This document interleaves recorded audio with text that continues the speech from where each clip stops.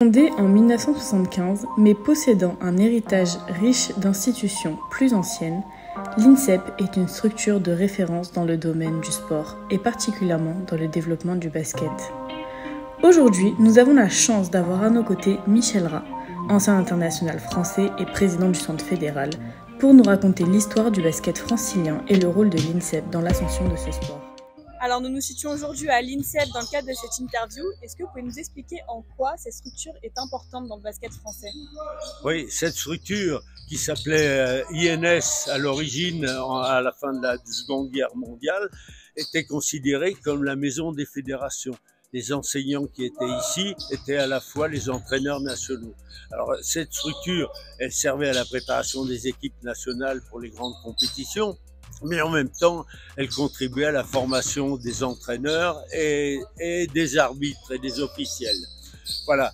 Alors ultérieurement, elle a servi plus spécifiquement sous l'ère Busnel-Jaunet à la formation des équipes féminines en particulier. Et après 80 et Horizon 80 avec Gérard Bost, une nouvelle politique a été permise pour la formation des élites jeunes.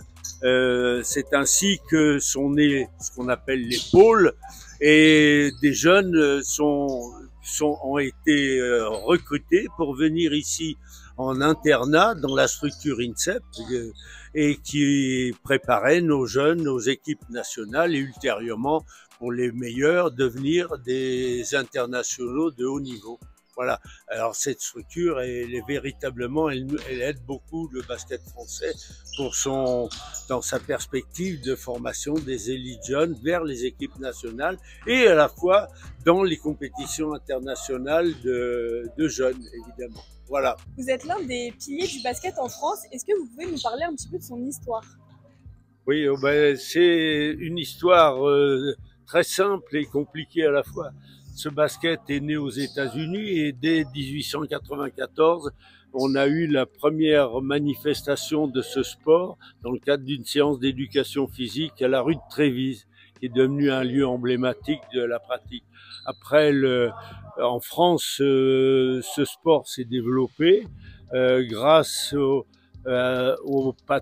patronage laïque et patronage religieux.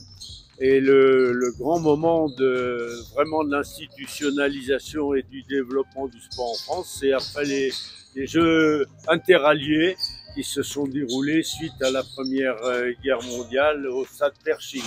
Voilà. Après, dans l'entre-deux-guerres, le basket s'est développé à la fois dans les milieux scolaires, dans les milieux fédéraux, les fédérations laïques et fédérations qui sont devenues après 1932 les fédérations internationales de basket. Voilà. Un grand moment de l'histoire du sport en France, c'était la victoire des Jeux Olympiques en 48 où l'équipe avait énormément de représentants de l'Île-de-France, justement. Un bon nombre et puis ensuite, cette histoire s'est prolongée en France avec l'institutionnalisation et la mise en place de centres de formation dans les élites jeunes pour la détection, le repérage et la préformation des élites jeunes.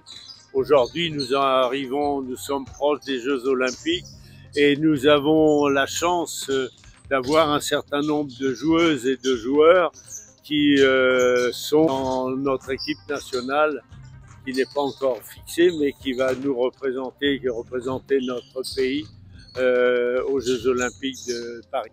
Alors vous êtes à l'INSEP depuis longtemps. Est-ce que vous auriez une petite anecdote un petit peu marquante de votre passage ici? Mon premier stage était en 1956 ici avec l'équipe de France universitaire à l'époque. Et après, j'ai eu la chance de fréquenter l'établissement pour ma formation pour devenir prof de gym. Et là, après, lorsque j'ai été nommé prof, j'ai été prof à Marcellin-Berthelot à Saint-Maur. Et puis, j'ai été ensuite, après le service militaire, nommé comme enseignant à l'INS à l'époque. Et ce qui s'est passé, c'est que j'ai eu le bonheur de rencontrer des cadres qui étaient déjà là, qui s'occupaient des équipes de France.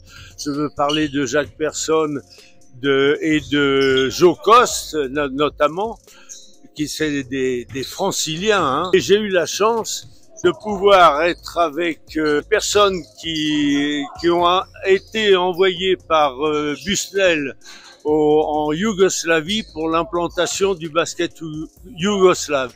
Et cette personne s'appelle Henri L. et qui était joueur à l'US Métro et qui a été un grand joueur international. Et pour moi, j'ai eu la chance d'être jeune professeur avec des membres éminents déjà du sport français féminin et masculin. D'ailleurs, ça tombe bien que vous parliez un petit peu des joueurs. Est-ce que vous auriez des personnalités un petit peu marquantes du basket francilien qui sont passées par l'INSEP à nous parler? Oui, il y a bien sûr des entraîneurs, mais il y a aussi des joueuses et des joueurs marquants. Il y en a beaucoup qui sont passés, hein, bon, et des grandes stars en garçons et en filles. Mais pour ce qui concerne le basket en francilien, je voudrais évoquer des jeunes qui ont fait les pôles d'Aubonne ou de Châtenay-Malabry, notamment Diandra Tchatchouang, qui aujourd'hui est vraiment un emblème du sport féminin basket français aujourd'hui, qui est à la fédération, et Olivia Ipupa. Et pour les garçons, je voudrais citer bien sûr Evan Fournier et l'autre personne c'est Alexandre Chassan, qui sont des personnalités à la fois marquantes pour le basket national et aussi pour notre basket francilien. Voilà. D'accord. Bah, merci beaucoup Michel pour cet entretien que vous nous avez accordé.